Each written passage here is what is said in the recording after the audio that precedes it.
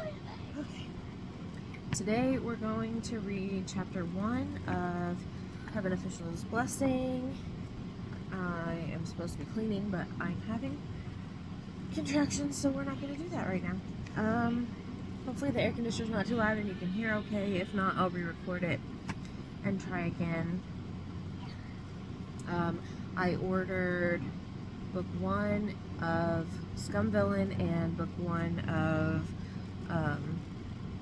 Modazushi, so I will start on those and get those added to the channel as well. Chapter 1, The Scrap Immortal, third time entering the Heavenly Capital. Congratulations, Your Highness! Hearing this, Shilian looked up and he smiled before saying anything. Thank you, but can I ask what you're congratulating me for? Lingwen Zhenjun stood tall with her hands folded behind her back. Congratulations! You've won first place on the chart of Heavenly Officials most hoped to be banished down to the mortal realm of this calendar cycle. Well, no matter what, first place is first place, Shilian said. But since you're congratulating me, is there anything that's actually worth being happy about? Yes, Lingwen replied. First place on this chart receives 100 merits. Shilian immediately said, if there are any similar charts in the future, please absolutely call me up. Do you know who second place is? Lingwen asked. Shilian pondered for a moment, then replied, that's too hard to guess. After all, in terms of ability, I should be able to make the first 3 places myself. Pretty much, Lingwen said. There isn't a second place. You're so far ahead that you've left everyone in the dust. That's too great of an honor, Shilian replied. Then who was the first place the previous calendar cycle? There is no previous winner, Lingwen said, because this chart was first established today. Huh? Shilian was taken aback. You don't mean to say that this was a chart set up just for me?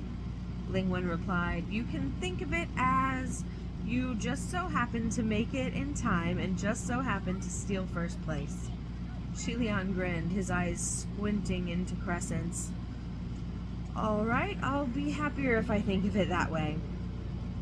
Do you know why you got first place? Lingwen continued. By popular demand, Shilian guessed. Let me explain the reason to you. Lingwen said, please look at that bell. Shilian turned his head to gaze towards where she pointed, and what he saw was an extremely beautiful sight. There was a grand palace temple made of white jade, abundant towers, pavilions, and gazebos, with heavenly clouds lingering about as streams flowed and birds danced. He took a good look for a while, then asked, did you perhaps point in the wrong direction? There's no bell anywhere. I didn't, Lingwen said. It's right there, don't you see it? Shilian looked again seriously, then answered, honestly, I don't. Lingwen replied, it's all right if you don't. There used to be a bell there, but when you ascended, it fell because of the tremors. Well, ... That bell is older than you, but it has spirited character and enjoys a good spectacle. Whenever someone ascends, it tolls a few times in applause. When you ascended, the tremors were so strong that bell tolled like mad and couldn't stop at all. In the end, it shook itself off the bell tower before it finally ceased. And when it fell, it crashed down onto one of the heavenly officials passing by. Is everything better now? Shilian inquired. Not yet, it's still under repairs, Lingwen replied. I meant that heavenly official who was hurt, Shilian clarified. The one it hit was a martial god, Lingwen said. A flick of his hand and the bell was chopped into 2 right then and there. Now, please look over at that golden palace. Do you see it? Again, Shilian looked to where she was pointing and saw amidst the haze of clouds the resplendent golden glazed roof. Ah, this time I see it. It's not right if you see it, Lingwen said. There wasn't anything there before. ... When you ascended, the golden pillars of the golden palaces of a number of heavenly officials collapsed from the tremors, and their glazed roof tiles shattered. There are some that won't be so easily fixed, so the heavenly officials could only put together some last-minute places to make do for the time being. And I'm the one responsible? You're the one responsible. Shilian asked to confirm. So, I've offended many heavenly officials since the moment I arrived? If you can make amends, maybe not, Lingwen said. How do I make amends? Easy. With 8,880,000 merits. Shilian grinned again. Lingwen added, Of course, I know you don't even have a tenth of that amount. Shilian replied earnestly, How do I say this? Even though I'm very sorry, if you want just 10,000 of the amount, I don't have it. The faith of mortal believers was converted into spiritual power of heavenly officials. Every stick of incense they lit and every offering they gave were thus called merits. Shilian turned solemn in place of the smile and asked seriously, Are you willing to kick me down from here and give me 8,888,000 merits for it? I'm a civil god, Lingwen said. If you're looking for someone to kick you down under, you'll need to find a martial god to do it. The harder they kick, the more merits they'll give.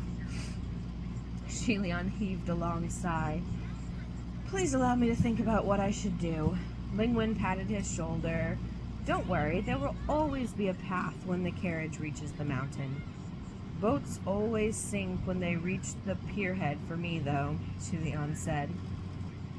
If this were 800 years ago, when the palace of Shilian was at its peak of prominence, 8,880,000 merits would be nothing. The crown prince could throw it out without batting an eye, but the present wasn't the same as the past, and all his temples in the mortal realm had long since been burned to the ground. He had no believers, no incense, and no offerings. There was no need to say more on the subject. Either way, he had nothing, absolutely nothing. He crouched by himself on the side of the main street of the heavenly capital, feeling distraught for a while before suddenly remembered he'd ascended for almost 3 days now, but he still hadn't entered the communications array of the upper court. He'd forgotten to ask what the verbal password was. The heavenly officials of the upper court had gotten together and set up an array that could instantaneously allow the consciousness to communicate and pass on messages. Once ascended, one must enter the array, but a password was required for the consciousness to find the designated channel. The last time Shilian had entered the array was 800 years ago, so he didn't remember the password at all. He let his consciousness scatter to search and saw a channel that seemed to be what he was looking for, so he went in randomly. The moment he entered, he was blasted with an outpouring of crazed yelling from all directions. Place your bets and no takebacks. Let's wager on how long our Royal Highness, the Crown Prince, can last before going down again. I bet 1 year. 1 year's too long. Last time it was only 1 incense time. It'll be 3 days this time, I think. I put my merits down on 3 days. 3 days. Don't, you dimwit. 3 days is almost over already. Do you even know how to gamble? Shilian silently entered the array. He entered the wrong one. That couldn't be it. Oh, I'm sorry. Shilian silently exited the array. He'd entered the wrong one. That couldn't be it. The heavenly officials of the upper court of heaven were all bigwigs who guarded over a given region. They were widely known by every household and kept occupied by a myriad of the state affairs. Since they were deities who ascended respectably in keeping with their status, they were generally more reserved and often put on airs. Shilian himself had been the only one who dragged out every single official inside the communication array to greet them out of excitement the first time he descended, incomparably earnest and exceedingly thorough in introducing himself from head to toe. After he exited the array, he went on to another random search and entered a different one.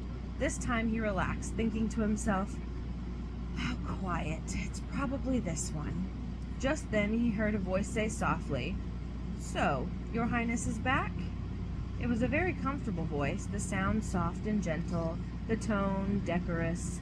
However, if one were to listen closely, one would discover that the voice was quite cool and indifferent, the same as the sentiment it carried, causing that soft gentleness to turn into something more malicious in intent. Shelion had intended to enter the array in a proper manner, then lie low, but since the other party had already addressed him, he couldn't keep pretending to be deaf and mute. Besides, he was still delighted that there were actually heavenly officials in the upper court who would willingly start a conversation with a god of misfortune like himself. Thus he quickly answered, "Yeah, hello everyone, I'm back again." Yet little did he know, after this exchange, every single heavenly official who was currently inside the communication array perked up their ears. The heavenly official said languidly, "Your Highness certainly ascended with tremendous force this time, huh?" With the upper court of heaven, emperors, kings, generals, and chancellors were everywhere, and heroes flowed like water. In order to become a deity, one must first achieve greatness. Within the mortal realm, those who had obtained accolades and ones in possession of greater talent had always had a better chance at ascension. So it was an exaggeration to say that rulers, princesses, princes, and generals weren't a rarity here. Everyone is a darling of the heavens. Everyone acted courteously with each other. So they would address one another as Your Majesty, Your Highness, Lord General, Alliance Chief, Head Chief, whatever, as long as the title was flattering. However, the words from this one heavenly official seemed to have something lurking beneath their tone.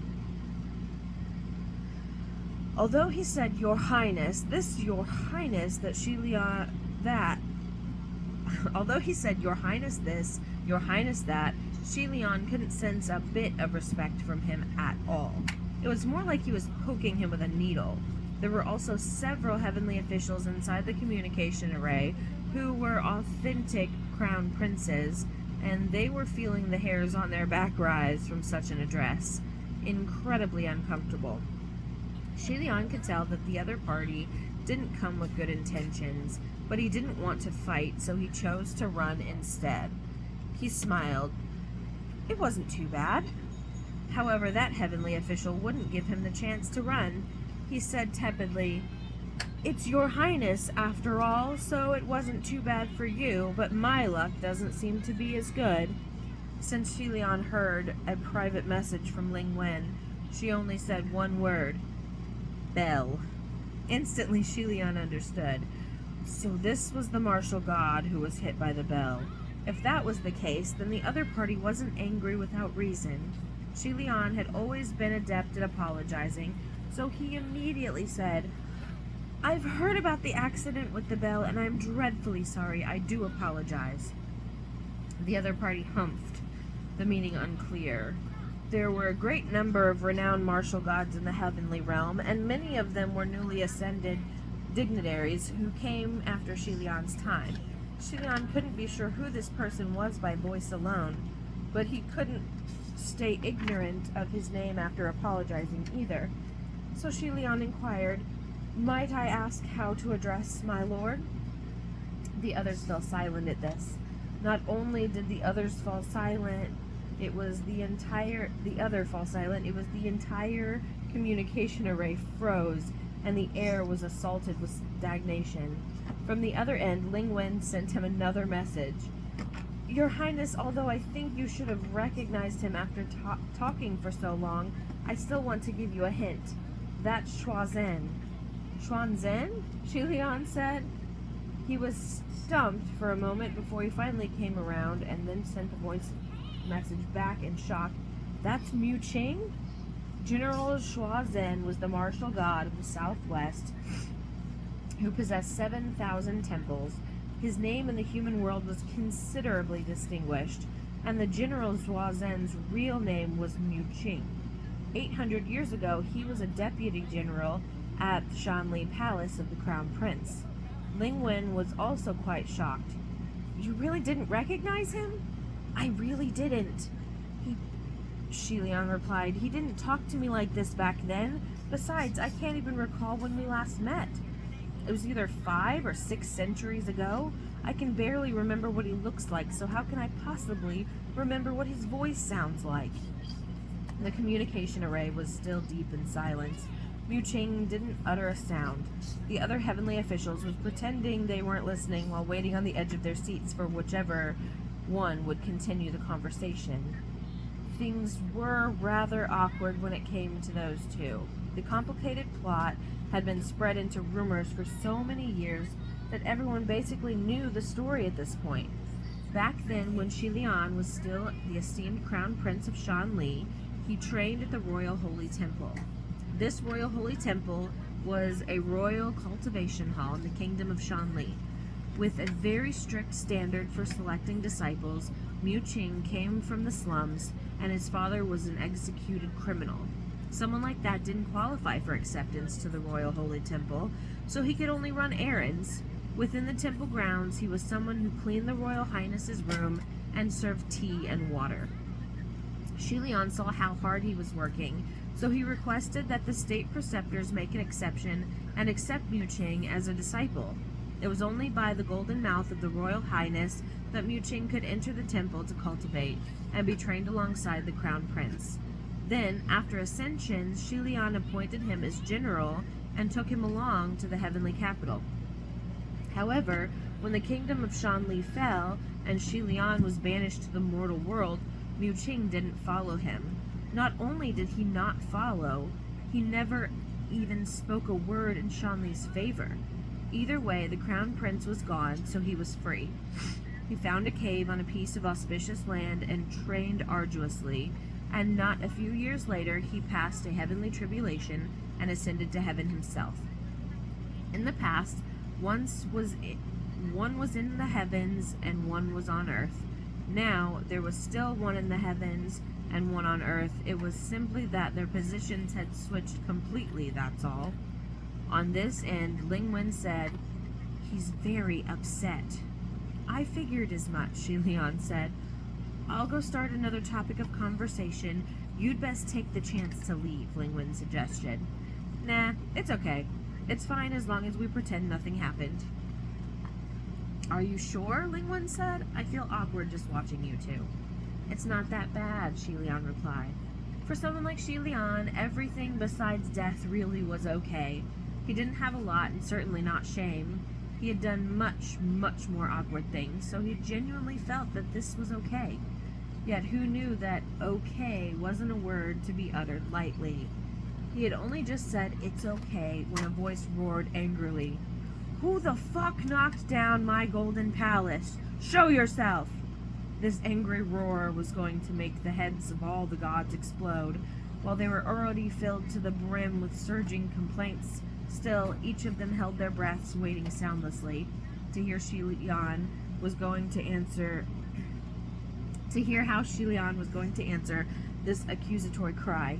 Yet unexpectedly, things only got more exciting. Before Shi Lian had opened his mouth, Mu Ching spoke up first. Or rather, he only snorted. The newcomer coldly spat. "You knocked it down? Good. Just you wait," Mu Ching replied coolly. "I didn't say it was me. Don't make false accusations." The other said angrily, "Then what are you laughing about? Are you out of your mind?"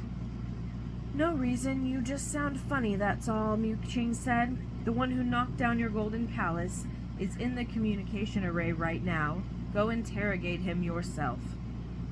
With things reaching this point, Shi Lian was too embarrassed to run away just like that. He cleared his throat. "It was me. I'm sorry." The moment he spoke, the one who came after also fell silent. Next to his ear, Ling Wen messaged him again. "Your Highness, that's Nan Yang." "This one I know," Shi Lian said, "but it seems he doesn't recognize me." "He does," Ling Wen confirmed. "It's just that he spends most of his time roaming the mortal realm and rarely comes back to the heavenly capital.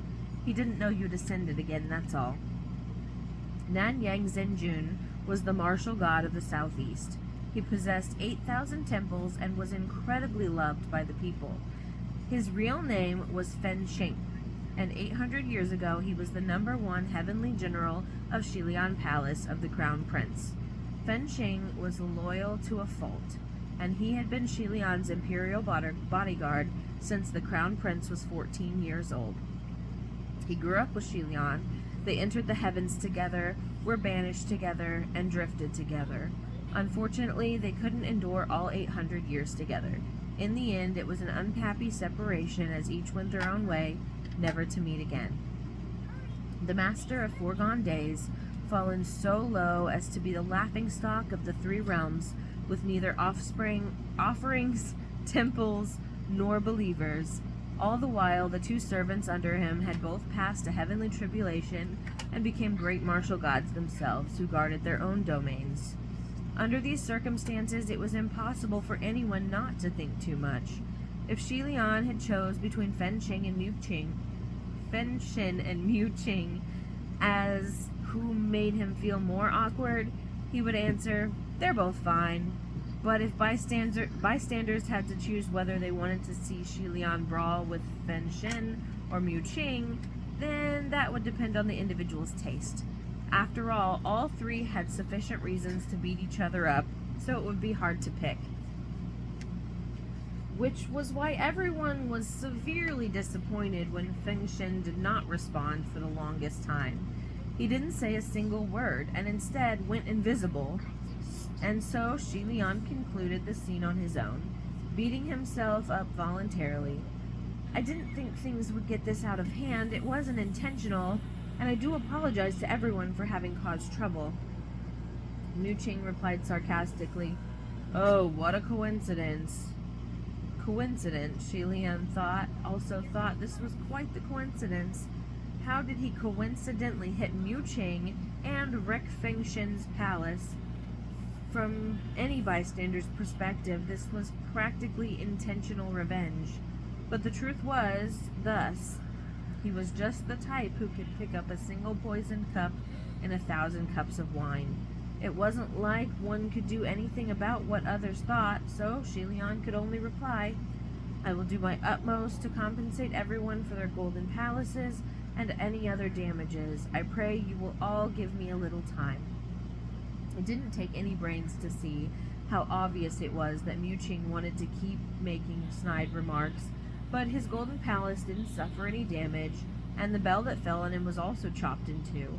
If he continued to be so overbearing, it would be unseemly for someone of his status. Thus, he also fell silent and went invisible. When Shi Lian saw that the awful messes themselves were now gone, he quickly fled too. He was still pondering deeply and seriously on where he could go to get his hands on 8,880,000 merits. The next day, Ling Wen invited him to the palace of Ling Wen. Ling Wen was a heavenly official who managed the affairs of the celestial personnel and controlled the smooth sailing and rapid career promotion of humans. The entire palace was stacked full of official documents and scrolls from the ground to the ceiling. Quite an astounding sight, enough to make one quake with fear. On the way over, every heavenly official who emerged from the palace of Ling Wen was holding stacks of documents that were taller than the average person. Their complexions were ghastly pale, looking either like they were breaking down or numb. After Shi Lian entered the Great Hall, Ling Wen turned around and got straight to the point. "Your Highness, the Heavenly Emperor has a request for you. Will you give him some assistance?" There were plenty of Zhenjun and Wanjun in the heavenly realm, but there was only one who could be addressed as Emperor. If this lord wanted something done, he didn't ask first, which wasn't why Shi Lian was a little taken aback before he replied, "What is it?" Ling Wen handed him a scroll.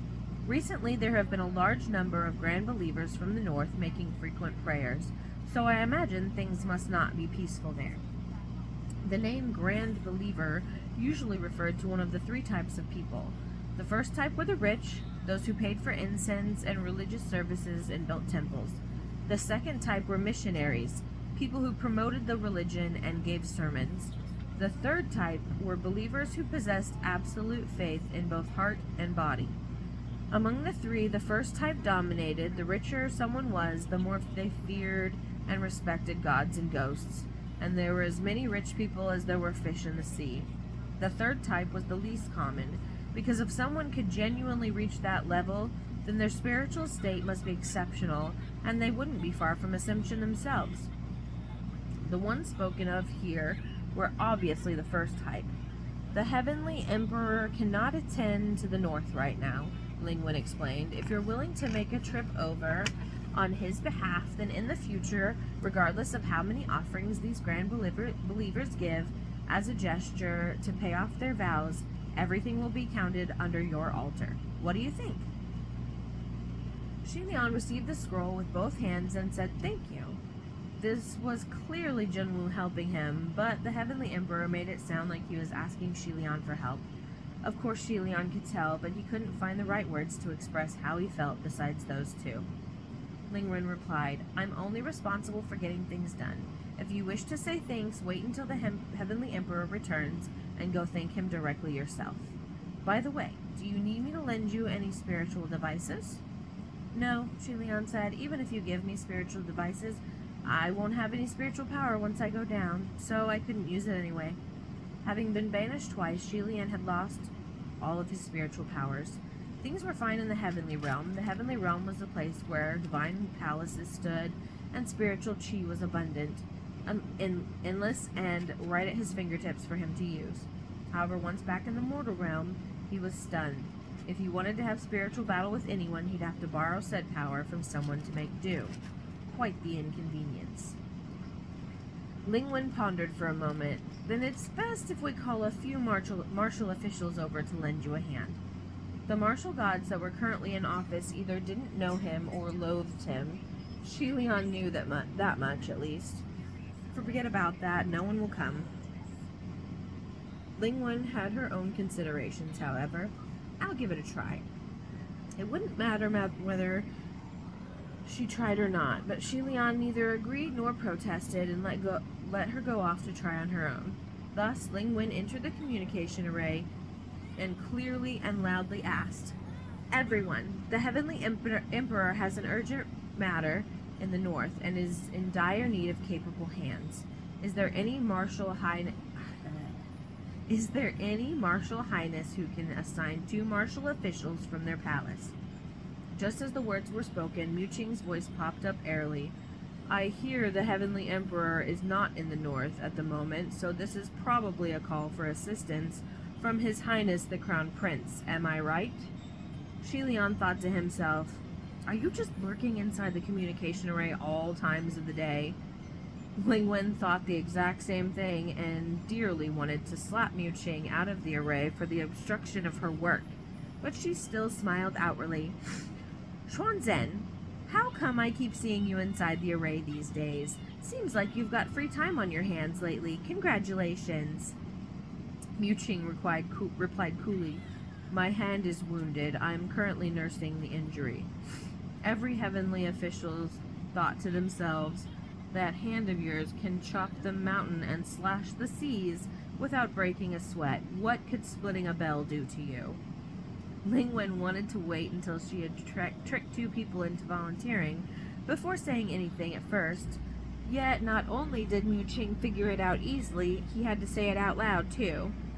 Now there surely wouldn't be anyone available. As expected, not a single soul responded, but Xilian didn't think anything of it. He turned to her. I told you no one would come. If Xuanzhen didn't say anything, I would have succeeded, Lingwen said. Xilian chuckled. You worded it like a pipe player with half her face covered, and within the fog, the flowers looked 3 times more beautiful.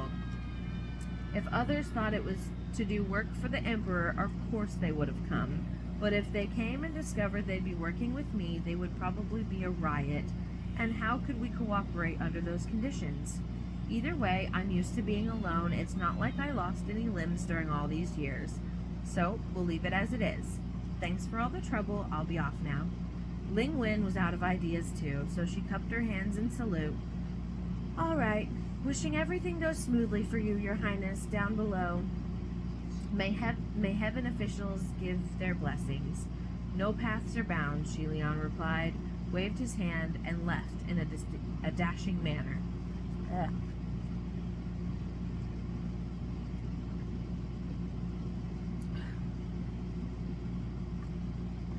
3 days later, the mortal realm in the north.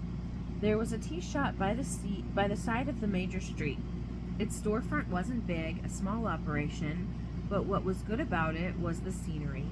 There were mountains and waters, people in the city. It had it all, but not much. Not much, but just right. If one was to have a chance meeting here in this landscape, it would definitely become a beautiful memory. The tea master inside the shop was extremely idle.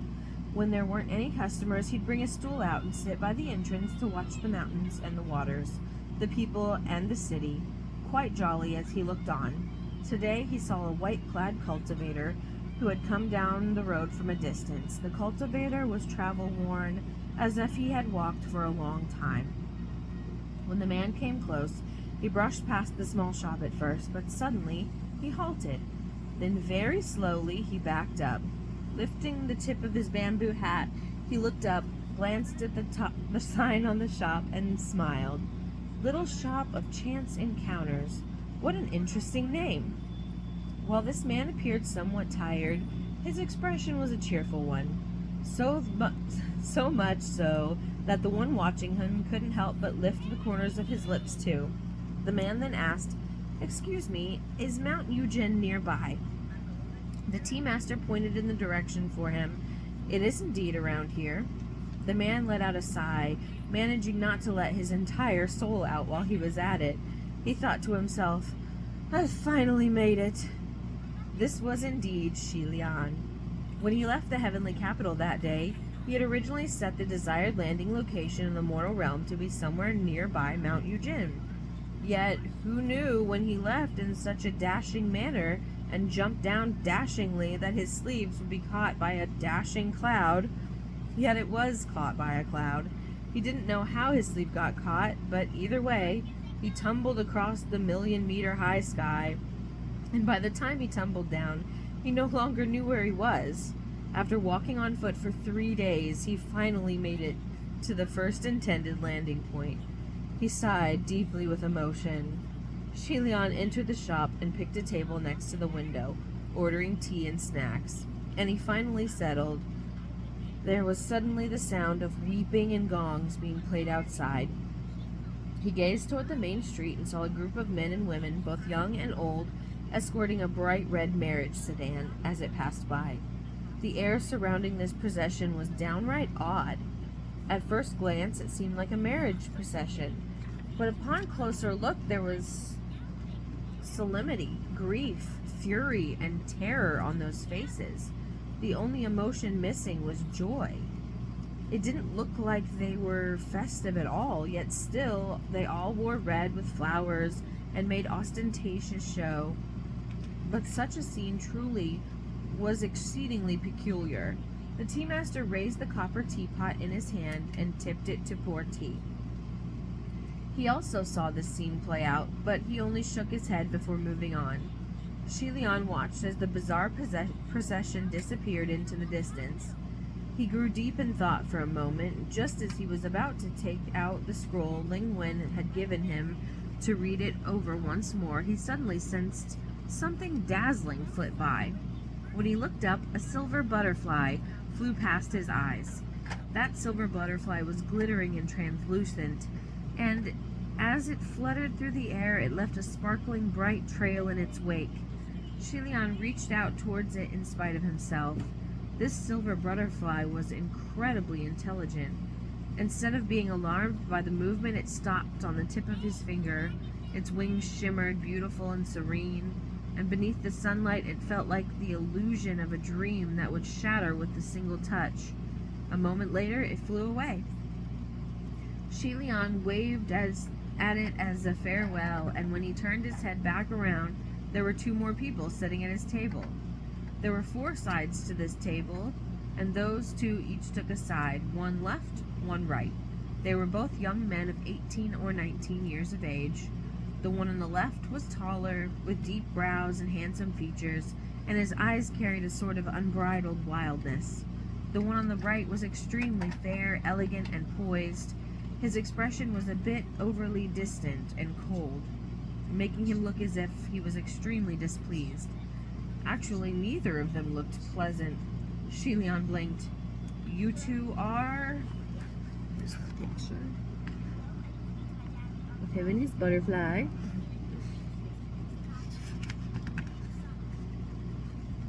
The man on the left replied, Nan Feng. The one on the right, Fu Yao. I wasn't asking for your name, Shilian thought. Just then, Ling Wen suddenly transmitted a message. Your Highness, there are 2 junior martial officials from the middle court who have volunteered to assist you.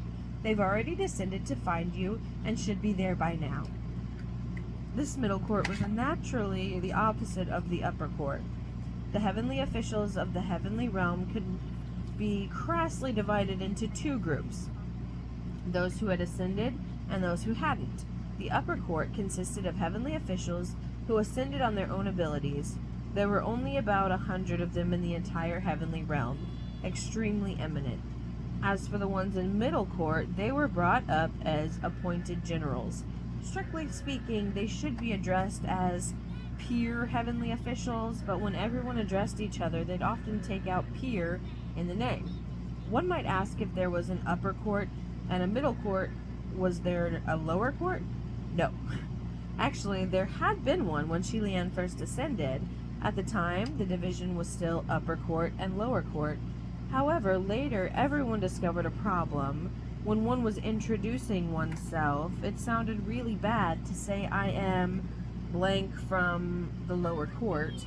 With the word lower, it felt like one was lower compared to the others.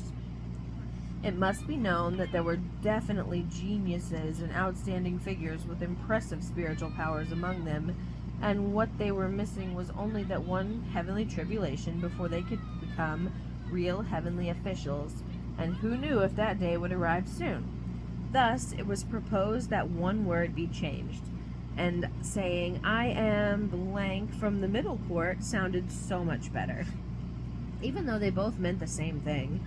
In any case, after it was changed, Shilian couldn't get used to it for the longest time. Shilian stared at these 2 junior martial officials, each appearing more upset than the other, not looking at all like they had come voluntarily. He couldn't help but ask, Ling Wen, they don't look like they're here to help me work. More like they're here for my good-for-nothing head. I hope they're not here because of your trickery. Unfortunately, what he said didn't seem to be transmitted, and he couldn't hear Ling Wen's voice by his ear anymore either. He figured it was because he'd been away from the heavenly capital too far and too long, and his spiritual powers were depleted. Without any choice, Shilian first flashed a smile at the 2 junior martial officials, then said, Nan Feng, Fu Yao, was it?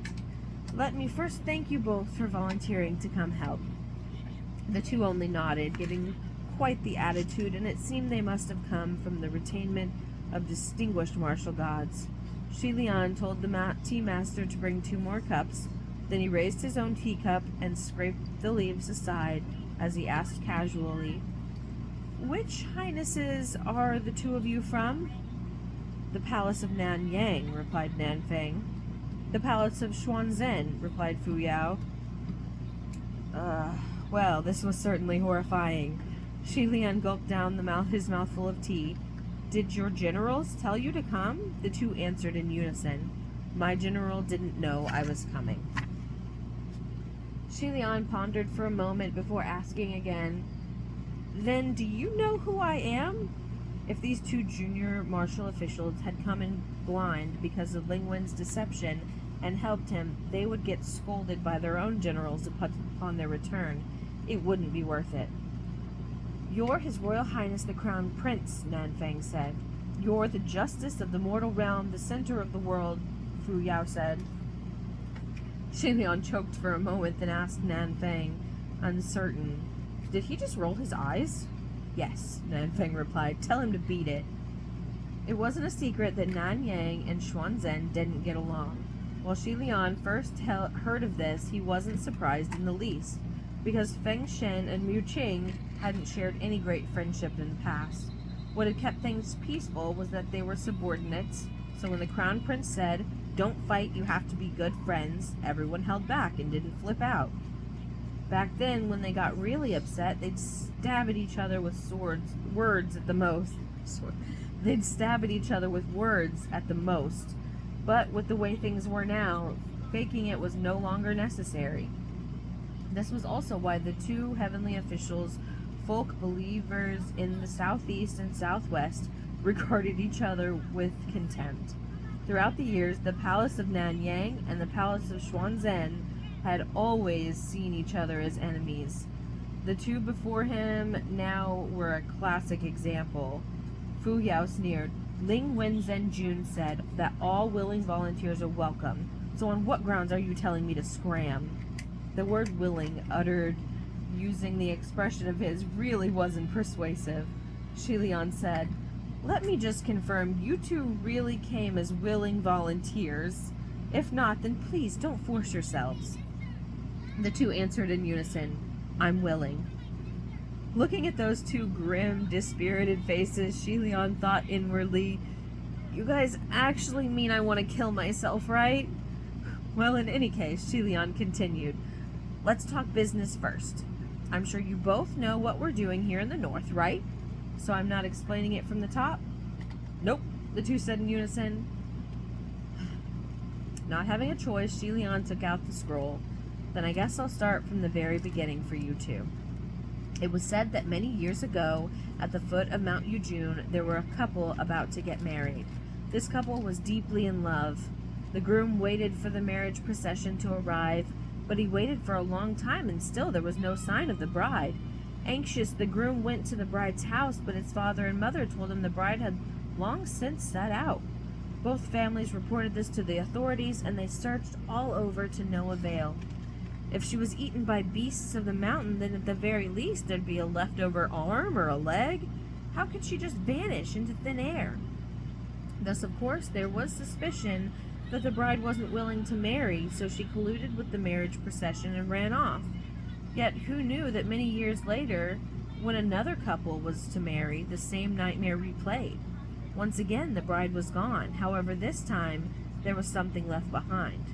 On a small road, the search party found a foot that hadn't yet been fully eaten. And that's the end of chapter 1. I will get this one uploaded, and I'll try to do chapter 2 sometime before the end of the week. Let me know if you have any thoughts, questions, comments. Thanks, guys.